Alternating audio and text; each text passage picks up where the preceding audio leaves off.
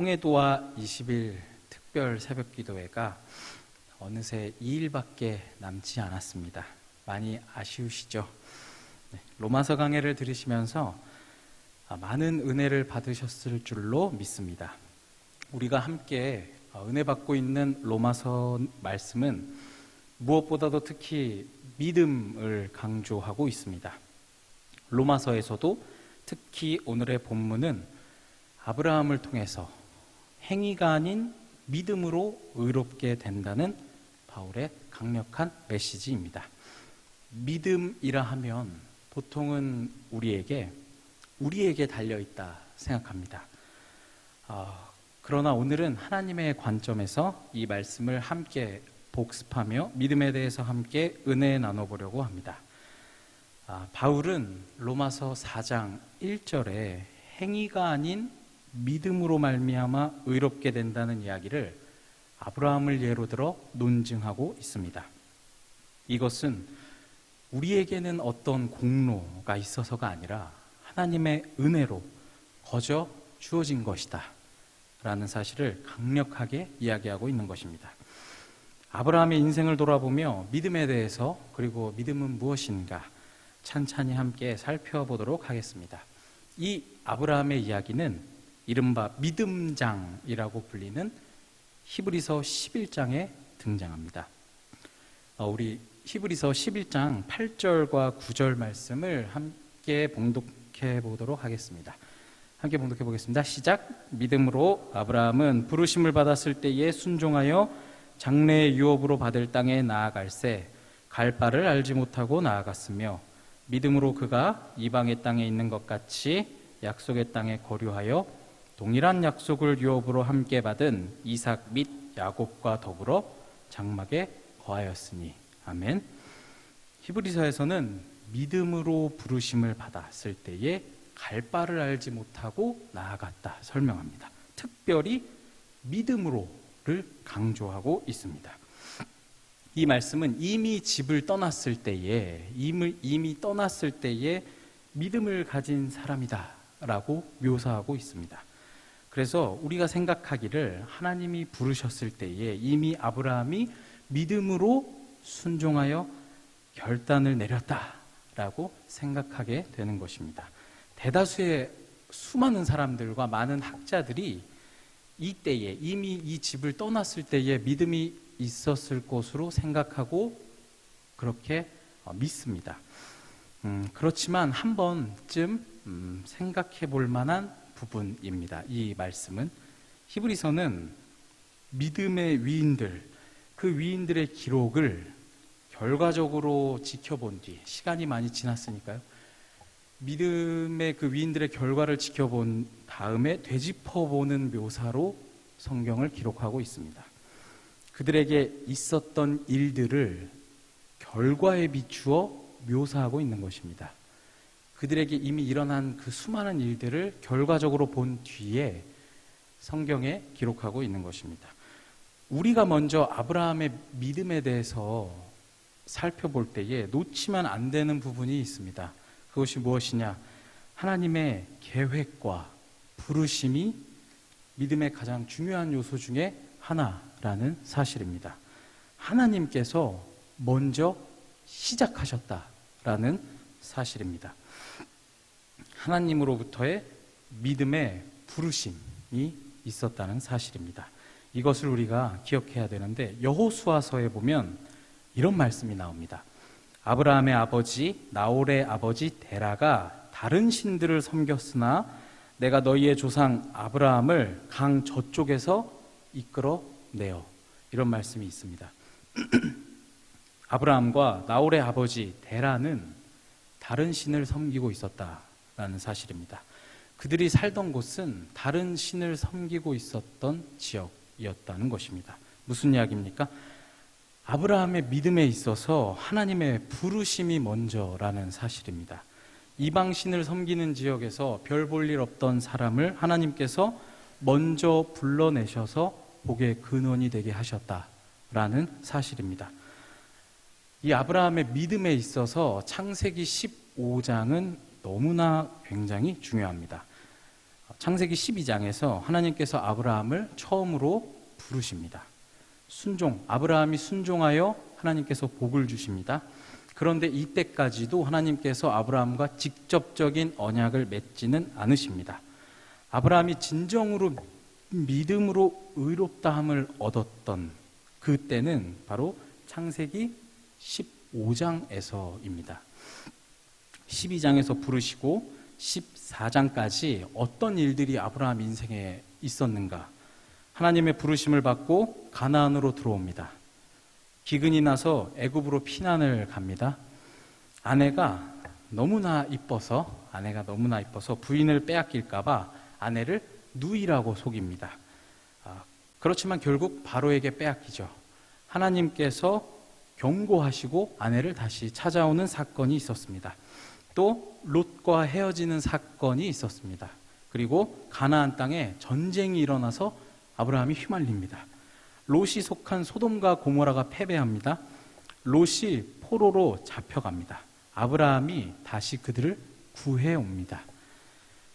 이 수많은 사건들이 15장, 12장에서 14장까지 있는 일입니다.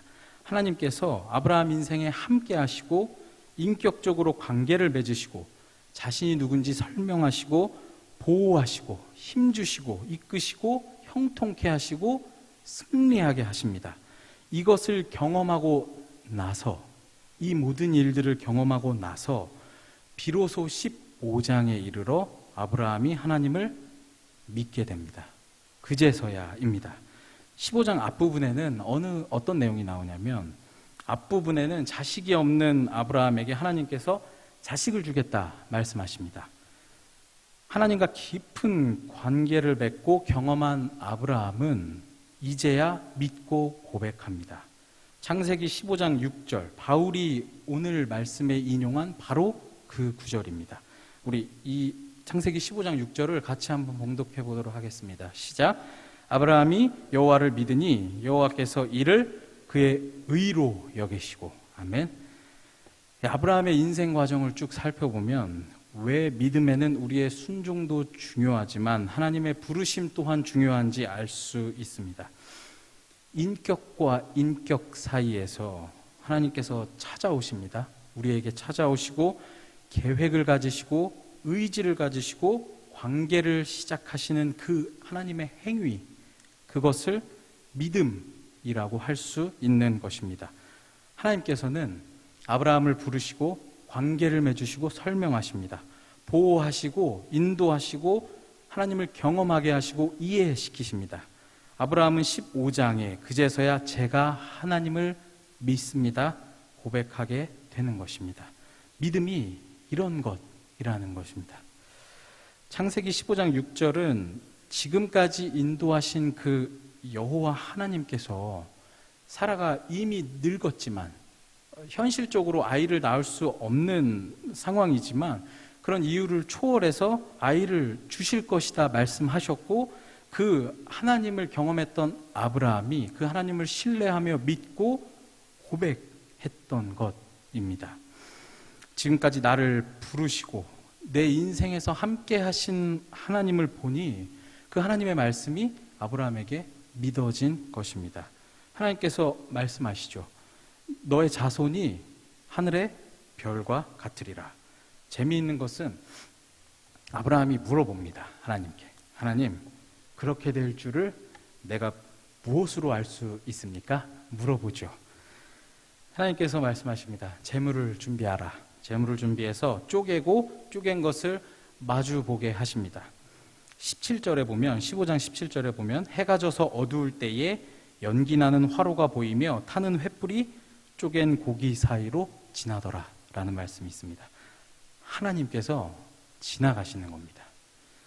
이 고대 사회에서는 약속을 하죠. 쌍방 간의 이 계약을 위반한 사람은 여기 쪼개놓은 고기같이 될 것이다 라는 이런 약속으로 그 사이를 지나갑니다. 하나님께서 이 사이를 지나가십니다. 하나님께서 이 약속을 어기면 내가 갈라져도 좋다라고 말씀하고 계신 것입니다. 그런데 흥미로운 것은 이 약속을 아브라함과 하셨습니다. 그렇지만 아브라함에게는 걸어가라고 하지 않으십니다. 하나님 혼자 지나가십니다. 하나님의 일방적인 약속이신 것입니다. 여기에 하나님은 어떤 분이신가가 나와 있는 것입니다. 하나님께서는 우리에게 믿음의 관계로 찾아오십니다. 자신을 우리에게 계시하십니다. 드러내십니다. 경험하게 하십니다. 믿게 하십니다. 믿음으로 우리를 의롭다 하십니다. 하나님께서 우리를 부르시고 믿게 하시고 믿음이 생겨서 우리가 하나님을 믿습니다. 이렇게 고백하면 하나님께서 의롭다 하십니다. 이것이 바로 우리가 함께 특세 때 배우고 있는 이신칭의입니다. 이신득의라고도 합니다. 모든 것이 하나님의 은혜요, 하나님의 공로인 것입니다.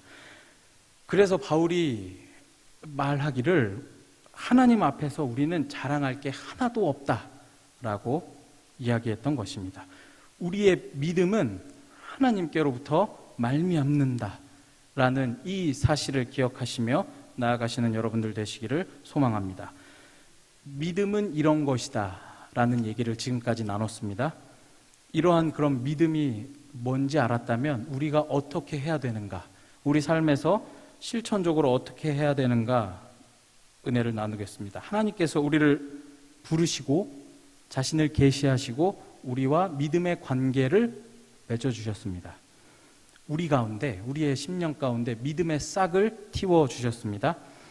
믿음은 먼저 하나님께서 자신을 우리에게 알려주심으로 시작합니다. 계시하십니다. 하나님을 아는 것이 첫 번째인 것입니다. 믿음에선 하나님을 아는 것이 첫 번째입니다. 하나님을 알아야 하는 것입니다.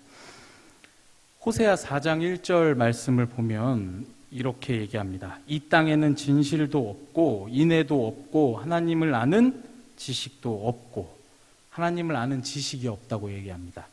6장에서는 힘써서 얘기합니다. 우리가 여호와를 알자. 힘써서 여호와를 알자. 이렇게 얘기합니다. 하나님을 안다는 것이 여러분 어떤 것입니까? 단순히 지식적으로만 아는 것을 이야기하지 않습니다. 이 호세아서에 나온 여호와를 알자, 요 알자라는 단어는 히브리어로 야다라는 단어입니다. 이 단어가 어떤 것을 뜻하는가? 외적인 모습만 안다, 내가 표면적으로 지식으로만 안다는 것을 의미하지 않습니다. 어디에 사용된 단어인가? 보통은 부부가 결혼관계 안에서 서로가 서로를 완전히 알아갈 때 사용된 단어입니다. 혹은 삶에서 우리가 살아가면서 이 삶이라는 치열한 전쟁터에서 얼마나 처절하게 이 삶이 치열하다는 걸 깨닫는 것, 삶이란 전쟁터에서 알아가는 것, 이럴 때 사용된 단어입니다.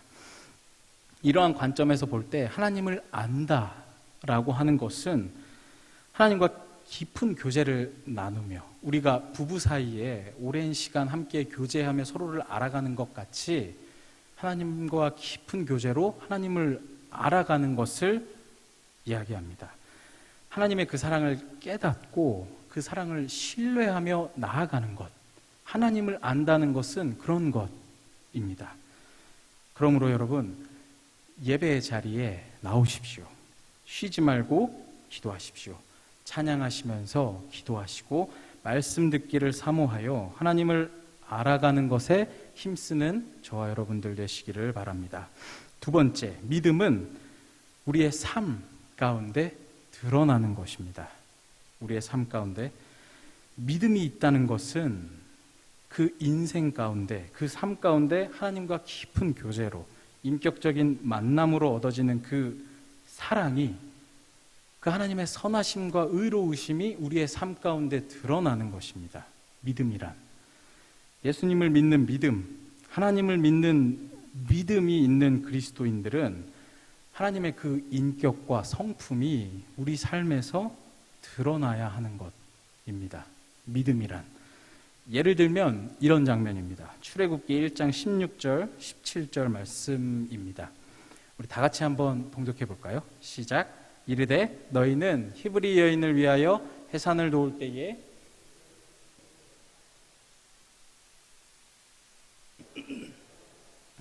그러나 산파들이 하나님을 두려워하여 애굽 왕의 명령을 어기고 남자 아기들을 살린지라. 이 산파들의 삶 가운데에 하나님의 정의와 사랑이 그들의 윤리적인 판단으로 드러났던 것입니다. 다른 장면 하나만 더 보겠습니다. 아모스 5장 21절에서 24절까지 말씀인데 세 번역으로 읽을 때 확 와닿습니다. 제가 세 번역으로 한번 봉독해 드리도록 하겠습니다. 나는 너희가 벌이는 절기 행사들이 싫다, 역겹다. 너희가 성회로 모여도 도무지 기쁘지 않다. 너희가 나에게 번제물이나 곡식 제물을 바친다 해도 내가 그 제물을 받지 않겠다. 너희가 화목제로 바치는 살찐 짐승도 거들떠보지 않겠다. 시끄러운 너의 노랫소리를 나의 앞에서 집어치워라. 너의 검은 고 소리도 나는 듣지 않겠다. 너희는 다만 공의가 물처럼 흐르게 하고 정의가 마르지 않는 강처럼 흐르게 하여라. 아멘. 지금으로 따지면 하나님께서 크리스마스 행사나 부활절 혹은 추수감사절기 이런 절기 예배를 하지 말라고 하십니다. 역겹다고까지 말씀하십니다. 우리가 드리는 11조와 감사헌금 예물도 받지 않겠다 하십니다. 도로 가져가라고 하십니다. 찬양하지 말라고 하십니다. 왜 하나님께서는 이렇게 화가 나셨습니까? 이 당시 성전에 나오는 기득권 사람들이 하나님을 제가 믿습니다, 하나님을 제가 사랑합니다 간절히 부르짖더니 성전을 나가고 그들의 삶에서 돌아가서 이기적으로 사는 삶의 반전을 보여줬기 때문입니다. 하나님께서 구약에 누누이 강조하셨던 과부와 고아와 나그네를 잘 보살펴 주어라 했던 이 말씀을 전혀 삶 가운데 따르지 않았기 때문입니다. 율법과 반대로 가난하고 소외된 자들, 어려운 사람들, 고아와 나그네, 과부들을 괴롭히고 착취했던 것입니다. 그들의 믿음이 전혀 삶 가운데 드러나지 않았기 때문입니다. 우리가 교회에서 마음으로 기도로 하나님께 찬양을 올려드립니다. 우리의 믿음과 사랑을 하나님께 고백합니다. 그렇게 고백했다면 우리가 삶 가운데 돌아가서 우리가 가진 것들, 하나님의 사랑과 하나님이 주신 그 은혜를 가까운 이웃에게 기꺼이 나눠줘야 하는 것입니다. 예배는 잘 나와도 우리 주위에 공경에 빠진 사람들을 돌보지 않는다면 하나님을 믿는다고 이야기할 수 있겠습니까? 교회에 와서 찬양을 온 마음 다해 부르지만 우리의 동료, 우리의 가족, 우리의 친구들, 우리의 이웃 혹은 회사 동료들에게 막대한다면 하나님을 믿는다고 이야기할 수 있겠습니까? 예배에 가는 길에 사람이 쓰러져 있는데 그걸 무시하고 그냥 지나간다면 하나님을 사랑한다고, 하나님을 믿는다고 이야기할 수 있겠습니까?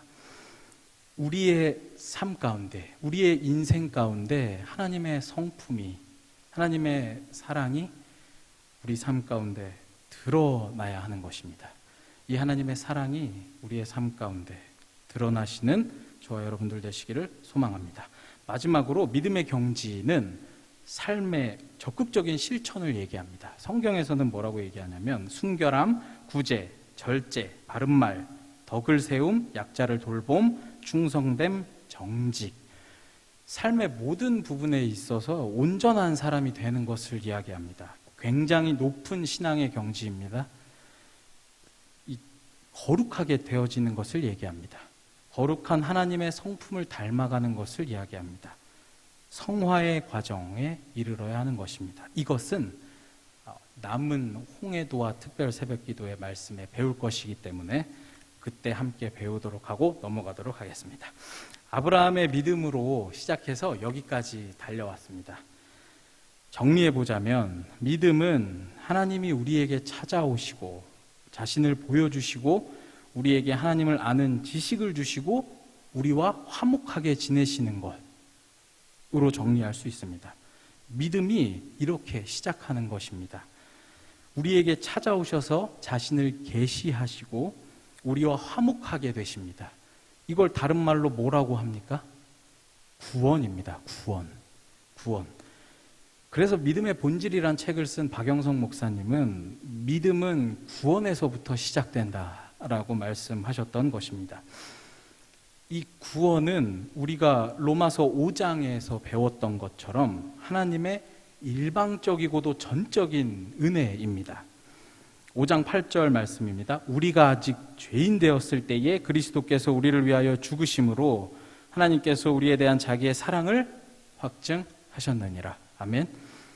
우리가 하나님께 하나님 구원은 어떻게 받습니까? 물어본 것도 아닙니다. 구원을 받으려고 노력한 것도 아닙니다.